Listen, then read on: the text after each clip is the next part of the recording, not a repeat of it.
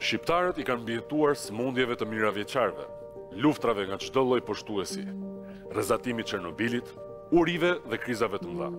Por sot, në 2025-ën, jetën po na kërcënon një blerje e thjeshtë në treg. Një kokër mandarin me pesticide, një prodhim mishi me salmonel, një vezë nga pulat smura me grip shpendësh. Dhe kur them një, mund të kenë qenë 1 milion, që ndoshta ne i kemi ngrënë, ose ndoshta po i ham në këtë moment. Dhe kur trupi jon larg qoftë të dorëzohet nga këto helmime, fajsimi i atyre që me vetdije e kanë bërë këtë helmim, popullate, do të ishte i pamundur. Sa e pa shpirt. Aq e pa shpirt sa do ta kishte zilit çdo pushtues, sepse po ta mendosh mirë, salmonela kushton më lirë se sa një armë.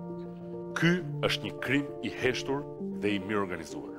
Dikush duhet të na mbrojë nga helmimi ose nga vdekja. Dhe po na lë të helmohemi, sepse për pushtetin, po vdiqen mbi 10 veta nuk ka problem, por po vdiqen më shumë, faji nuk e ka pushteti, e ka opozita. Madje të veshur me pëlhurën e shprehjes që faji është jetim dhe duke hapur çadrën e çpuar të drejtësisë që në shumicën e rasteve fajin u avën atyre që vdesin. Për mos folur pastaj për çmendurinë e institucioneve që paguajnë nga taksat tona për të na mbrojtur dhe që dalin nëpër balkonet e darkave mediatike dhe thon pa pik turpi.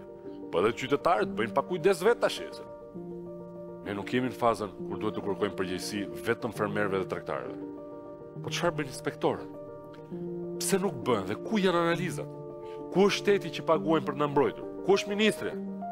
Dhe përgjigjja është e thjeshtë, miqtë mi, në fushat.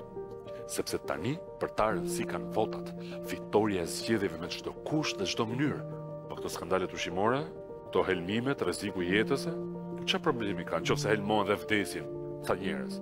Koha ka treguar që edhe të vdekurit votojnë. Ky nuk është më treg. Është një fushë e minuar dhe ne si qytetarë po ecim zbathur e symbyll.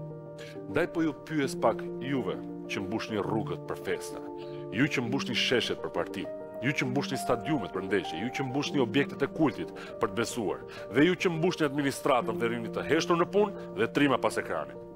A ju vjen keq për veten tuaj ose për fëmijët tuaj se me çfarë po e mbushim tryezën? Çfarë duhet presim? Që të humbasim të gjithë që të reagojmë? Po qofse bijem të gjithë, kush do mbetet në këmbë që të ngrihet për ne?